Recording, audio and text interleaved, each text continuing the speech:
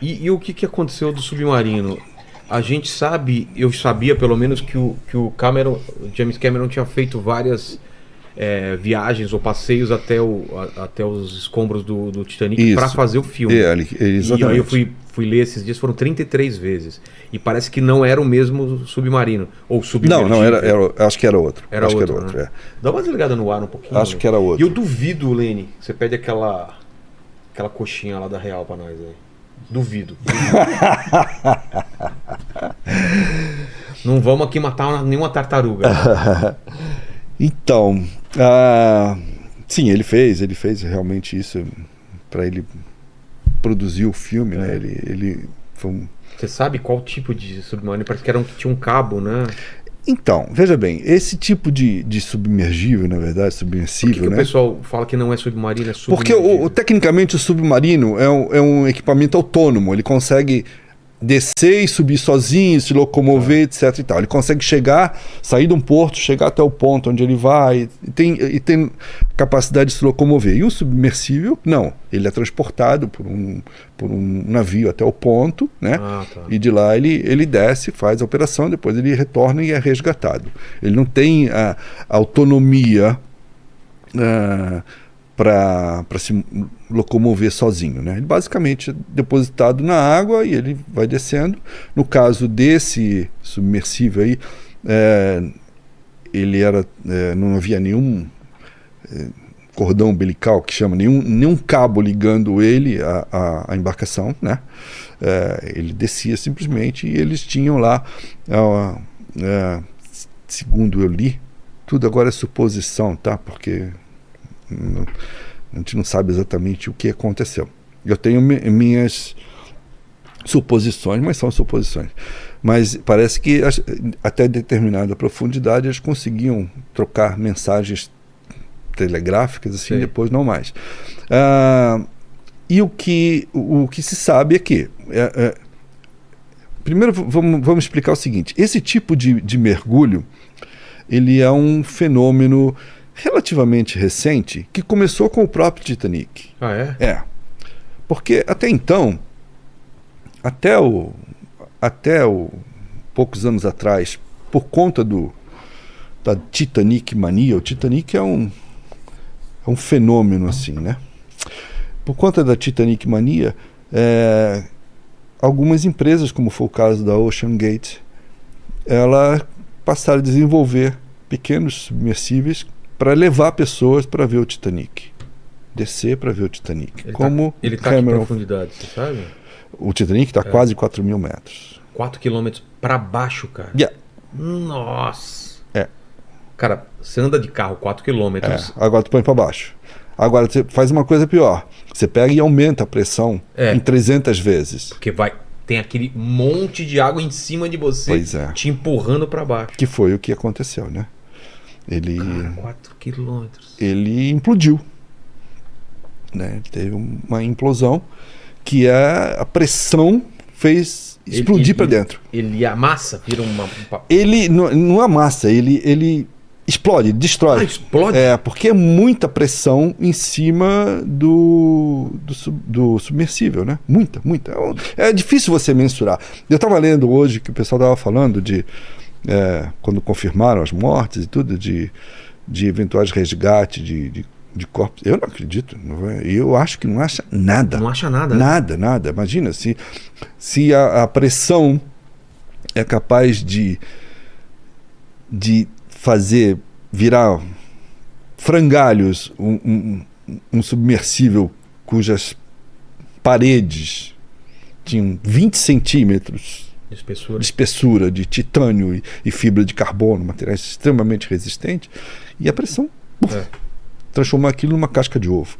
Agora você imagina o que acontece com o corpo humano numa situação dessa. Então eu particularmente não acredito. Pode ser, como esse caso está tendo uma repercussão mundial muito grande, pode ser que eles continuem fazendo uma varredura lá e encontrem, eu acho, talvez, sei lá, um sapato, alguma coisa assim. Mas eu sinceramente não acredito que encontrem nada humano. Eu acho que não tem como.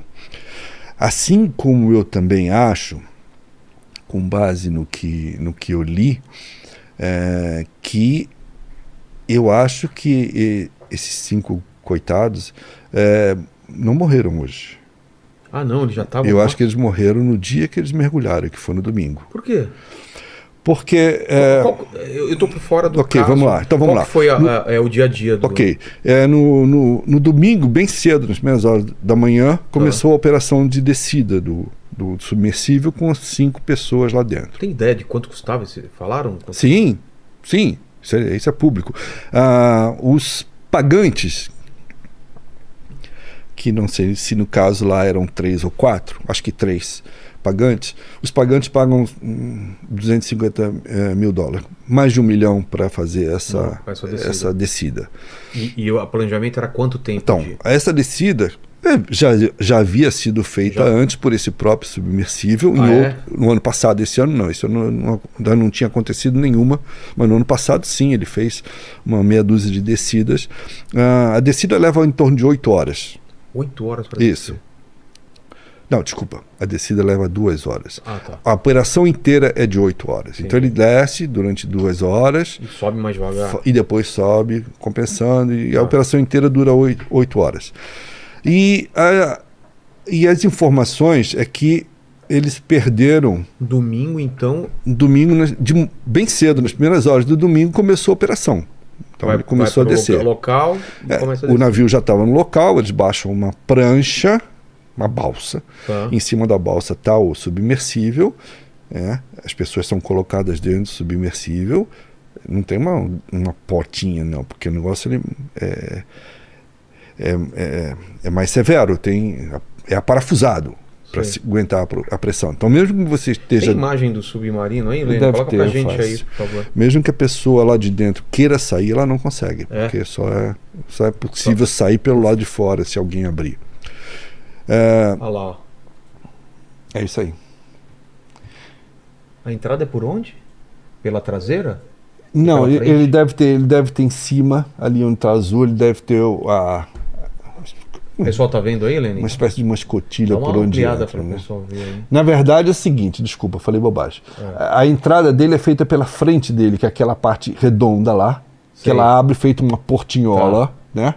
Inclusive ali tem o banheiro que eles chamam, que é um cubículo. Tem isso também. Tem que ter, porque são 8 horas, então eles imaginam que alguém em algum momento pode precisar. Mas não é um banheiro, é só um lugar separado por uma cortina do resto do cilindro, onde ficam as 5 pessoas sentadas no chão, né? Não tem cadeira, não tem nada. Ah, não tem cadeira? Não tem. Senta-se no chão, é um cilindro, só consegue ficar sentado, não tem altura para você ficar de pé. E a visão, como que é?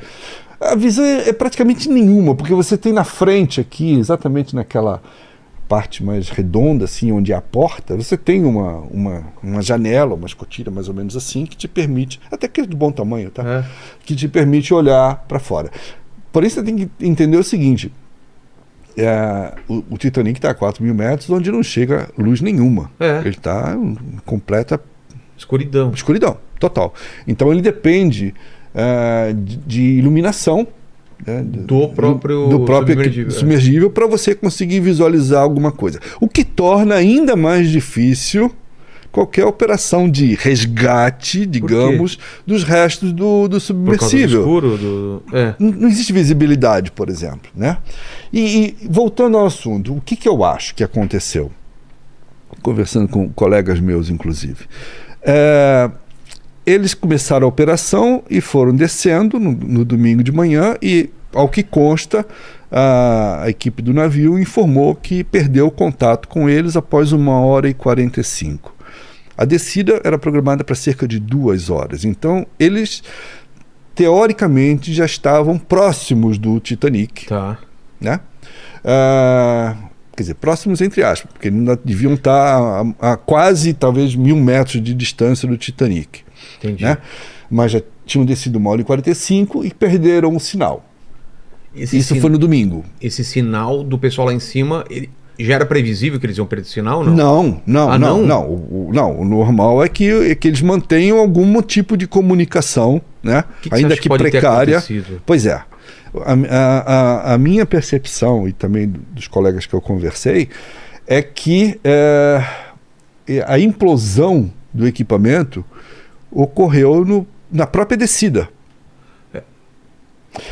Durante a operação de entendi. descida... Já teve uma implosão, então. Exatamente. Na minha opinião, eles não chegaram nem ao Titanic. Entendi. Porque o equipamento implodiu antes de chegar no fundo.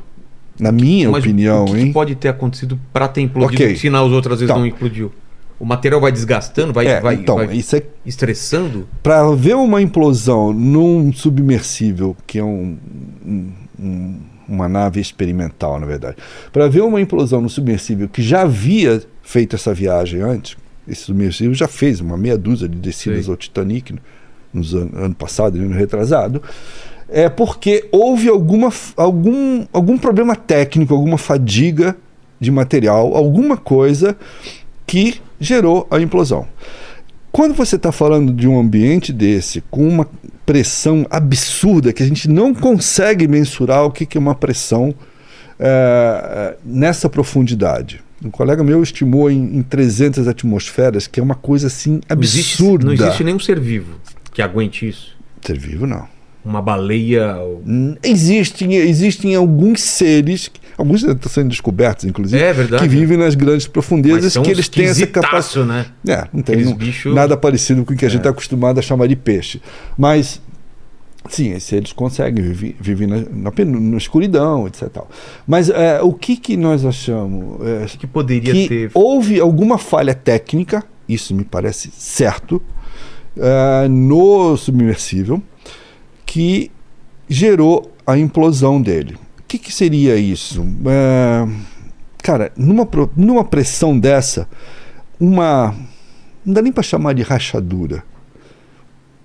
Talvez um risquinho no casco seria suficiente. Sério? Seria suficiente para detonar uma implosão. Essa é uma teoria que ele tenha implodido ainda na operação de descida, no próprio domingo, né? Quer dizer, nós estamos na quinta-feira, então eles teriam morrido já há 4 dias na própria descida. E a outra teoria vão surgir outras, mas uma outra que eu também li e concordo, é que eventualmente a gente nunca vai saber, eu acho, tá? Sempre vai ter suposições, mas certeza a gente não vai ter. Não tem sobrevivente, não tem nada. Aquela história. Não tem radar. Uma outra teoria é que talvez essa implosão tenha sido gatilho dela, né, detonada pela própria tentativa desesperada deles de avisar que estavam lá embaixo. Porque quando você está numa situação dessa, e já aconteceu várias vezes isso com submarinos, que você perde a comunicação com a superfície, você tem que usar os recursos mais primitivos para dizer, tô vivo, tô aqui. E o que você faz, basicamente, é bater no material. Produzir som. Produzir som, porque o mar tem uma capacidade de expansão sonora muito, muito grande. Então você produz som, batidas, né? Para que seja detectado por algum aparelho, que foi teoricamente o que nos 2 últimos dias as equipes de busca diziam, olha, detectamos um barulhinho aqui, pode ser, tinha uma frequência, etc. Tal.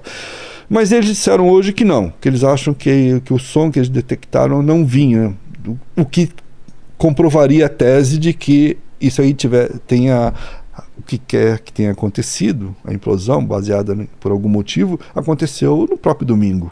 Então o som que eles estavam ouvindo não tinha mais nada a ver, porque infelizmente já não existia mais a nave nem as pessoas, né? Se não implodiu no domingo, ele perdeu o controle? Ele pode ter a base da segunda teoria.